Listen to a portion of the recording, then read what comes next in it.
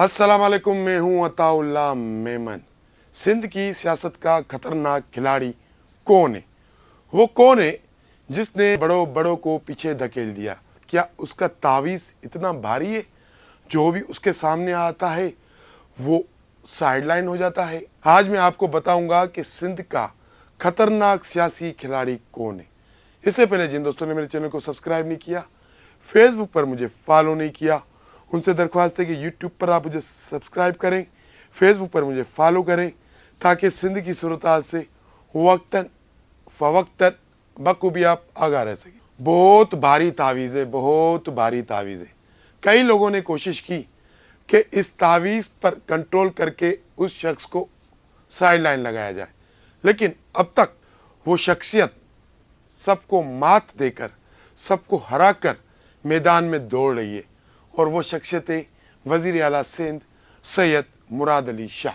इस वक्त वज़ीर आला सिंध सैयद मुराद अली शाह सिंध के खतरनाक सियासी खिलाड़ी के तौर पर सामने आए। जब से उन्होंने इस टेन्यूर की वजारत आला संभाली है, उनको हटाने की खबरें, उनको तब्दील करने की खबरें, यानी कि आए दिन कोई ना कोई खबर वज़ीर आला सिंध सैयद मुराद अली शाह से मुतल्लिक आती रहती है। बार बार कई लोगों ने कोशिश की कि मुराद अली शाह को हटाकर हम वज़ीर आला बन जाएं। जिस तरह किसी दौर में बताने वाले बताते हैं कि मुराद अली शाह ने भी कोशिश करके कायम अली शाह को साइड लाइन लगाकर खुद वज़ीर आला बन गए। तो मकाफ़ात अमल है, ज़िंदगी का हिस्सा है। जो भी अमल आप इस दुनिया में करोगे उसका आपको इसी दुनिया में हिसाब देना पड़ेगा।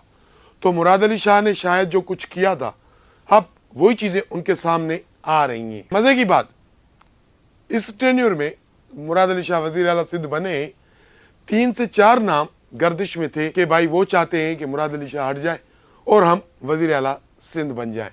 उसमें नासिर हुसैन शाह, उसमें शजीर इनाम मेमन, उसमें सईद गनी का नाम भी आ रहा था।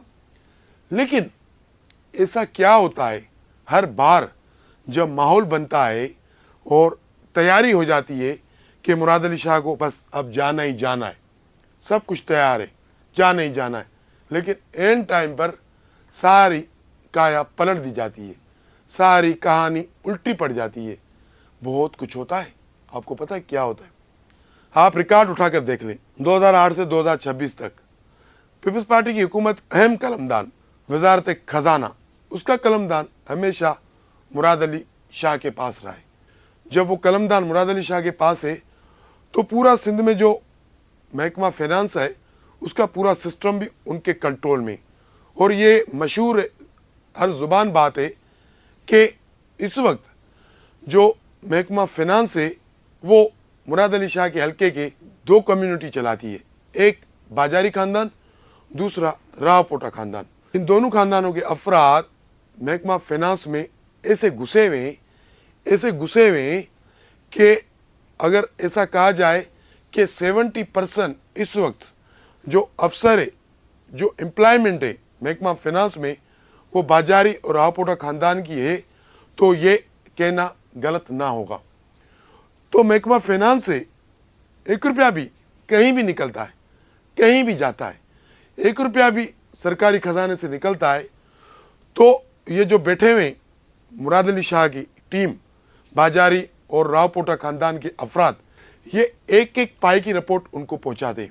सब कुछ, कौन कितने पैसे ले रहा है, कहाँ खर्च हो रहे हैं, पहले एडवांस में पैसे निकले या बाद में निकले, काम नहीं हुआ पैसे निकल गए, ये सब कुछ धंधा हो रहा है।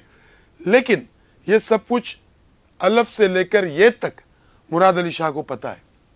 अब जब मुराद अली शाह की वजारत आला को खतरा पड़ जाता है और अब वो देखते हैं कि अब फला मिनिस्टर या फला पीपल्स पार्टी का रहनुमा मेरे खिलाफ साजिश कर रहा है या मुझे हटाने के लिए कैंपेन चला रहा है, तो वो कुछ ना कुछ महकमा फाइनेंस से सामने ले आते। आपको याद होगा मुराद अली शाह के जाने की जब खबरें आई थी तो जो कैंडिडेट सामने आए थे उस वक्त नासिर हुसैन शाह के पास वजारत तवानाई थी। सोलर एनर्जी प्रोजेक्ट की करप्शन की कहानी सामने आ गई। आपको याद है ना वो कैसे आई? उस वक्त ये खबरें चल रही थी कि भाई वज़ीर आला सिंध जा रहे हैं, नासिर शाह वज़ीर आला बन रहे हैं, ये हो रहा है वो हो रहा है। तो मुराद अली शाह साहब उस वक्त वज़ीर आला थे, उनके ही हुकूमत में उनके ही एक वज़ीर के खिलाफ एनर्जी प्रोजेक्ट की करप्शन का केस सामने आ गया।